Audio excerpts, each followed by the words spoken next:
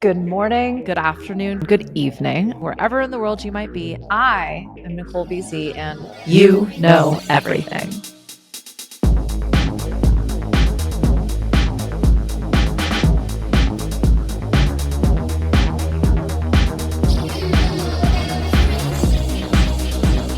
Okay, this one I've recorded a few times. This one I've reworked more than a few times. This was the original climax of this entire series. And then like 6 more artists joined the lineup due to people like you telling me who needs to be in this creator disruptive series. This artist legit changed the game. This artist has been rewriting the rules from day dot. This artist is iconic. This artist has realized religious influence, like they might be a religion or they're 100% a patron saint. They're also my spirit animal. They like inspire to no end, are absolutely limitless when it comes to where and how they've created their success. The timeline upon which their ability to continue to succeed is unparalleled. Like, I'm pretty sure every artist in this series looks up to this artist. I mean, I would bet on it. There's another artist who I kind of refer to these two as my patron saints, but I don't know that they disrupted the industry like this particular creator. And, you know, my little disclaimer at the beginning of all of these, I am not an expert. I did as much research as my little ADHD AF brain could hang with. I am not positioning myself as the person who has done everything that needs who has discovered everything that needs to be known about this artist, trying to wrap it up into a 40-ish minute episode that simply inspires you, that allows you to answer the question, what would Dolly do? If Bowie taught us brand as persona and Dilla taught us time as sovereignty, then Dolly Parton is here to teach us radical success through relatable glamour. Business growth rooted in values, not ego, and the power of being underestimated on purpose. I have released several different episodes about this because as a woman in a man's world, sometimes you gotta play the part. But don't let the wig fool you. We're gonna build empires just like Dolly did. She has been playing 4D chess in 6-inch heels for 60 years. She's the queen of paradox. Soft but unshakable, camp but capitalist, sweet but surgical in her power moves. She knew her worth long before the market caught up. This episode hopes to explore how Dolly built a $1 billion legacy without ever selling out. She embraced the power of her charm, her values, and her very underestimated genius. Okay, so picture this. 1970s Tennessee, a 2-room cabin, not 2 bedrooms, all of my Gen Z friends.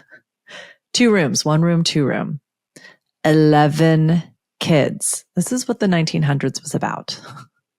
A girl with big dreams, a big voice, and even bigger stilettos. See what I did there? Dolly didn't just rise. She rocket launched herself into an industry that didn't expect women to lead. The way I see it, if you want a rainbow, you got to put up with the rain. I got a few of those Dolly quotes in here, my friend. Don't you worry. Her mountain background wasn't a gimmick. It was her identity. She was born in 1946 in rural Tennessee. Dolly sang on local radio starting at the age of 10, and she performed at the Grand Ole Opry by 13. In 1977, she told Rolling Stone, "I wanted to be free. I had my songs to sing. I had an ambition, and it burned inside of me. I knew I could see worlds beyond the Smoky Mountains." Her early success gave her credibility and an unshakable authenticity that commanded attention in Nashville's male power structure. Dolly played both sides, a winsome backwoods Barbie and a savvy businesswoman. She leaned into exaggeration to redefine femininity in country music. Lee Edwards notes that she balanced the innocent mountain girl and the voluptuous sex symbol. She created a multi-dimensional persona that challenged stereotypes and drew a very, very diverse audience and turned them into fans. Her look wasn't vanity, it was strategy. Another famous Dolly quote, "It costs a lot of money to look this cheap." The quote wasn't self-depreciation. It was a mastery of perception. While most songwriters signed away their rights, Dolly demanded control. She's infamous for maintaining ownership over her biggest song, "I Will Always Love You."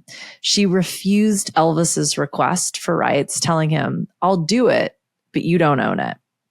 So she retained full royalties. And then when Whitney Houston covered it for The Bodyguard, that was it. Dolly could have been done. In 1986, Dolly didn't just record songs, she built Dollywood, turning regional charm into 3 million annual visitors and a multi-million-dollar enterprise. She expanded her definition of what a country singer could build. In 1995, she launched the Imagination Library. This was inspired by her own passion project, early childhood literacy, and the struggles she had in her family. Today, the Imagination Library has mailed over 270 million free books worldwide. This is a third pillar of her legacy beyond entertainment, her philanthropic endeavors. So how did Dolly kind of wrap all of this up and turn this not just into her persona, but her professional career? She embraced her origins. She never hid her poverty or her femininity. She was smarter than the system. She claimed rights others gave away. And I'm not just talking royalties, my friend. I am talking the right to be who she was, the right to embrace where she came from, the right to show up however the fuck she wanted. She owned everything that became the Dolly Parton we know and love. She diversified early. She invested in education. She invested in terrestrial business. She recognized that music was just one avenue. And to be as successful as she knew she could be, she needed to play in a lot of different spaces. She led with generosity. She always gave back. She recognized that in order to give as much as her heart desired, she needed a lot of partnerships and support. And she leaned into that. She tied her brand to giving because it drove her to build more. She didn't just survive in Nashville. She taught Nashville how to succeed Dolly's way. By owning her songwriting, her persona, her platform, she became an industry unto herself. And she did it with grace, with grit, and with hot pink nails. So let's talk about how that legacy can become a blueprint that you can apply to your business, to your dreams, to your desires. So what would Dolly do? She would build IP before cashing it in. So I know we've talked a lot about this. It became a real through thread as this series developed, recognizing that a lot of the artists, musical artists specifically, also apropos for the series, started to understand that if you own all of the different pieces of property within your music, it allows you to be a different kind of landlord, right? But oftentimes you have artists kind of putting the cart before the horse, and they're more interested in what they can sell something for rather than what they can create. Dolly really leaned into her portfolio of work, her body of work. She recognized if she became someone who had a prolific amount of ideas that could build out a profitable amount of businesses, she wouldn't have the same challenges in debating ownership as those who skip directly to the ownership argument. So let's go back to the I Will Always Love You example with Elvis, because this one was like a complete industry game changer. No one said no to Elvis. Not a lot of artists say no to multi-million-dollar deals. And I don't know what the actual dollar amount of that deal could have been.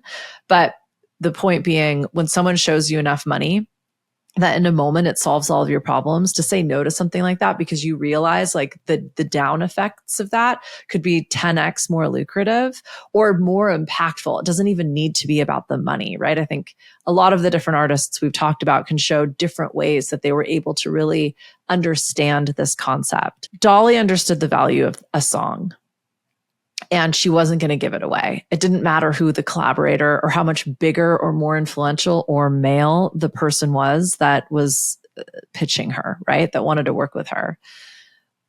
And no one could have predicted. I don't even know that Whitney was alive at the time, or that, The Bodyguard, we can debate that movie's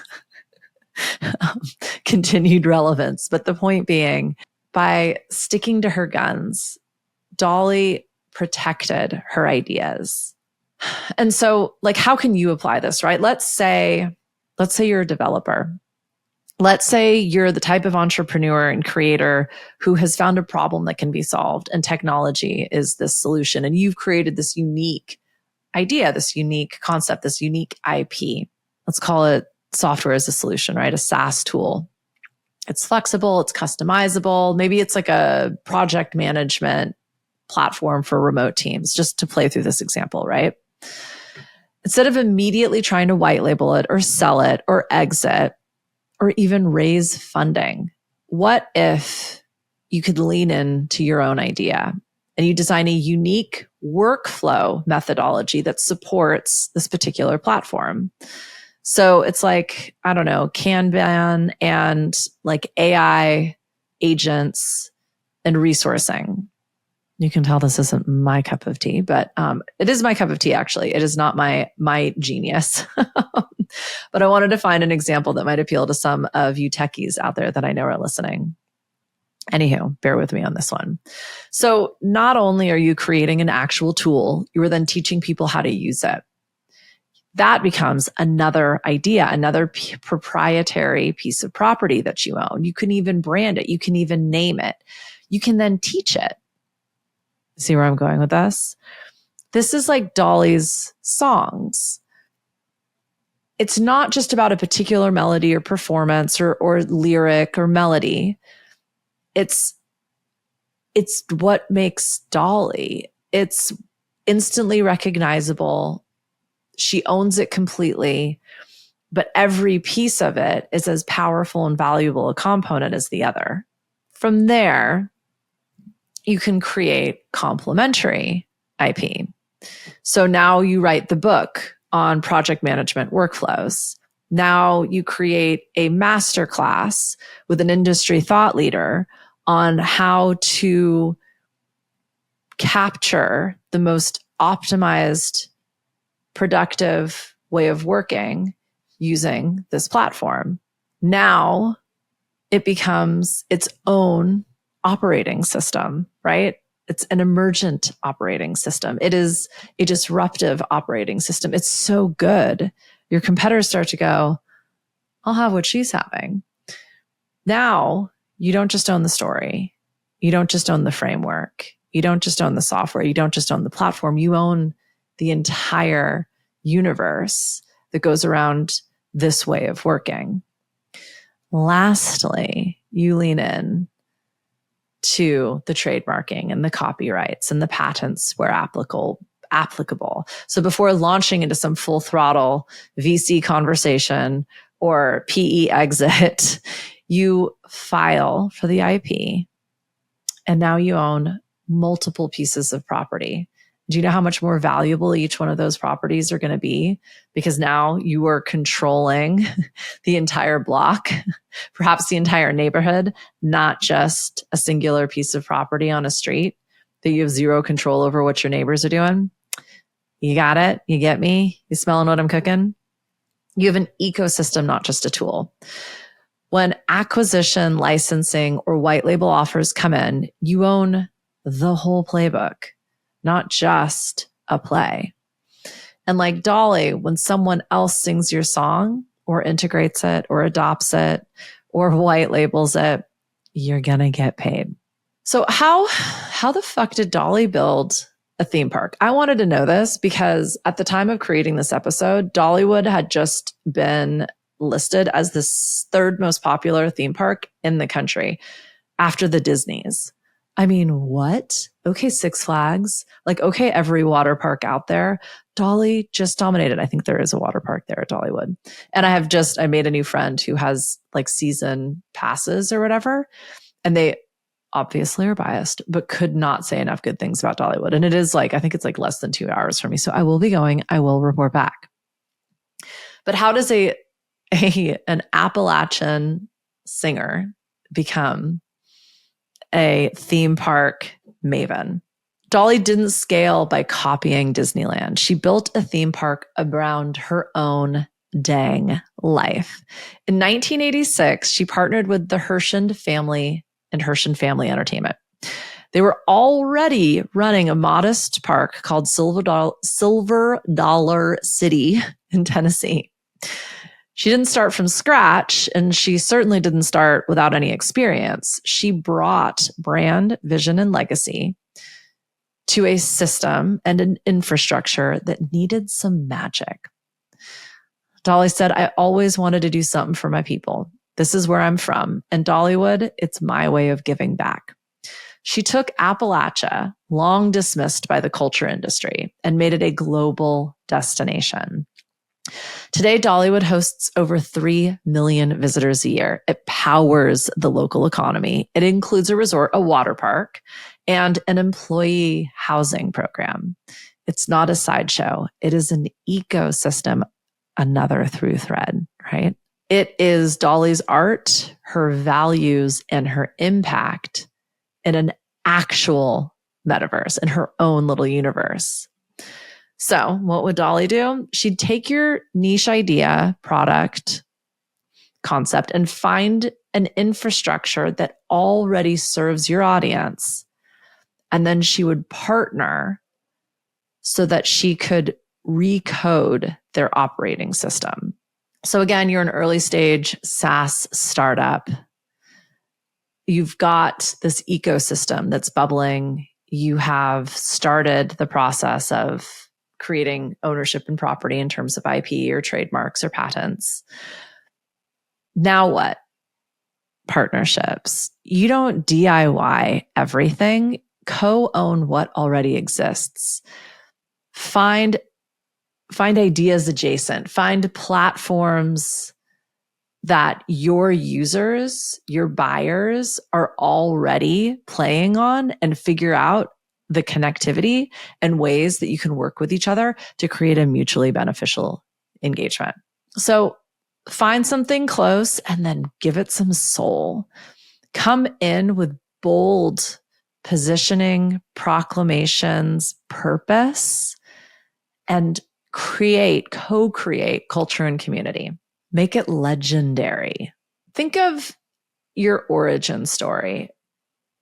You've now discovered a new origin story with these separate partnerships. So how can you bring your values into this co-creative origin story so that you can name it, brand it, build from it, and scale? Your new buyers, not the existing clients, customers, buyers that you two are already selling to, or potentially this little partnership co-op that you're creating, but there's a new entity, there's a new being that's come into realization with its own values and culture that will discover new people as a result, new opportunities for customers, clients, buyers. Now you have this thriving ecosystem, this regenerative organism, this decentralized, democratic, cultural community that didn't exist before you thought about just different ways of working with existing partners in your industry. Like it's a very creative and organic means of solving problems and being predictive in terms of addressing issues in the market that people may not have even identified yet. This isn't your core offer, but it's the concentric rings surrounding it. You're adding these complementary layers that can then become new products or master classes or platforms or services. It's like a scholarship program where you're in building your future teachers and professors who are then writing the books that bring more people into the program. Like, that's what I mean when I say regenerative and organic. It's something that lives beyond what any one of the individual players in this ecosystem could have ever done on their own. When every layer becomes another ride in your Dollywood, you know you're doing what Dolly would do. So Dolly's giving is legendary. I mean, after the hurricane here, she was one of the very first people who just literally wrote a $2 million check to the local region and said, this is the beginning of the giving. This is me stepping up because I know if I do this, others will follow me. She did a press conference for that reason, not just to inspire others to give, but to remind us, like me, that there are people who are willing to help and they put their money where their mouth is. Normally, she just lets her giving give. Like, have you ever heard of I don't even remember what it was called, the Imagination Library? I had never heard of that. It's given away like nearly 300 million books. Do you know how many fucking books that is?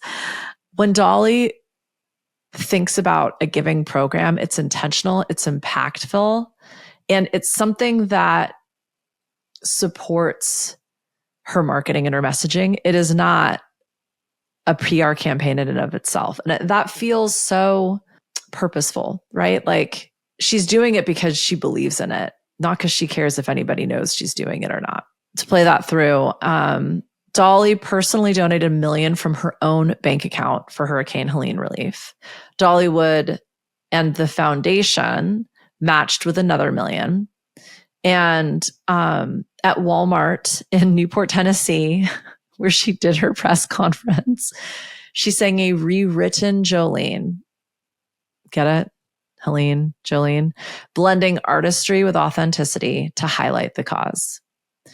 She said, "These are my people and this is my home. I can't stand to see anyone hurting." The media attention prompted Walmart and other country stars like Taylor Swift to collectively donate over $12 million. That one quiet gift sparked much broader giving. And it's because it's authentic, never performative. She isn't shy. If you've ever seen her in an interview, she is brilliant. I mean, the way she's able to interweave her new, I think she's kind of creating like a Grand Ole Opry experience in Florida. Like, how did I know that? Because I was researching this and doing some research on Dollywood. Like, she's able to drop little Easter eggs in terms of everything she's doing and working on. And it feels like she's sharing a secret with you and you are honored to know. She knows that if you feel like you're in on something, you're going to be so much more curious and you're going to want to participate, which means her giving resonates so deeply that it causes more giving. So again, your SaaS founder, and all of these different components, you've now got this incredibly co-creative network. There's almost this entire world that now exists. How do you make that philanthropic? And do it for real and not just because Tom's gives away a shoe, right? So let's say for every dollar earned, each one of the founders also gives, and they match 10x because it's tech, right? Now you create a way for this giving to be regenerative. And just like you've created this little microcosm, you find another neighborhood, another community, another culture that supports your niche, and you give back something related to what it is that you do. You solve problems. Maybe you give back to a local incubator or a local tech, what are they, the build sprints that they do, these 24-hour challenges where you're inspiring people studying engineering and software development, probably these days language models, to create something that hasn't been created for in a very limited amount of time. But you see where I'm going with this. You find something that is culturally relative to what it is that you're doing. You give to it in a manner that allows it to continue to grow and thrive. You don't necessarily call your PR agent or the newspapers, but you start sharing videos and these creations and these solutions with your people, the communities that you're now impacting, or sharing it with their people. And it just becomes this giving circle. And then finally, you systemize this and you make this an actual program, another piece of IP. Perhaps you start a foundation or a nonprofit, and this becomes a continually regenerative opportunity for funneling owner profits and payouts into a regenerative source to allow this culture, this microcosm, this industry to continue to give access to those people who want to be a part of it. You don't need Dolly-sized resources to walk in her footsteps. Give with intention. Align with your values. Be quietly powerful. And when it's time, share in a way that opens a door for others to join. There's so many through threads between these artists, and giving is absolutely one of them. I think humility, this, walk softly and carry a big stick. That's a Roosevelt quote, which doesn't really play, but you know what I'm trying to say? Like, none of these artists were the loudest in the room unless they were singing, unless they were performing. They humbly created and prolifically put out their art. Dolly did build empires, but not to humble brag, to serve. She stayed grounded. So how can you lead with purpose today? Maybe just donate selflessly, but anonymously. Just put an amount of money that feels maybe like a stretch into somebody's GoFundMe campaign, somebody you don't know, somebody who's not going to know you. See how that feels. See how that ripples through your next couple days. With Dolly, every book she sends out through the Imagination Library plants a seed. Every ticket she sells funds her community. Every smile she puts on someone's face at Dollywood impacts an entire family. When you think about your art and what you create, do you ever think about, what if this was forever? Like, what if I were going to leave one thing that people would forever remind me, that people would be reminded of me forever by? What could the real world returns be? Have you created anything that gives as much as it asks? That's a seed I'm going to plant for you, my friend. Now, and lastly, Dolly, her heart was her brand. Her kindness, her acceptance, her authenticity. No one ever doubted Dolly, even though she looked like a plastic Barbie. Like, she, and this is my experience, I'll be real fucking honest with you, she looks like the kind of woman I certainly wanted to judge and hate and distance myself from, but it was impossible. She made it like impossible to hate on her. So this is my last challenge to you, my friend. How can you make it impossible for someone to be mad at you, to resent you, to judge you? What's one thing you can do today to express a little bit of gratitude, maybe a little bit of humility? How about some very, very authentic, real praise? Maybe you send a personal thank you. Maybe you record a little voice message. Maybe you just write a note and leave it in a bathroom stall. Maybe you pay for that person behind you in line and through the drive-thru at the, post office, wherever you buy a thing. Make gratitude one deliverable for the next 24 hours. That's what Dolly would do. Dolly isn't just iconic. She's architectural. She didn't just break the rules. She rebuilt the system. She reconstructed the music industry, like with hot pink flair. And she did it while we all just kind of watched, like jaw agape, just completely enamored with her. She reshaped tourism. She retained songwriting rights in an industry where people didn't own shit yet. She has donated millions and millions of dollars to different endeavors and projects that she believes in without telling anybody, from cutting edge science and vaccine development to children's literacy to disaster hit communities.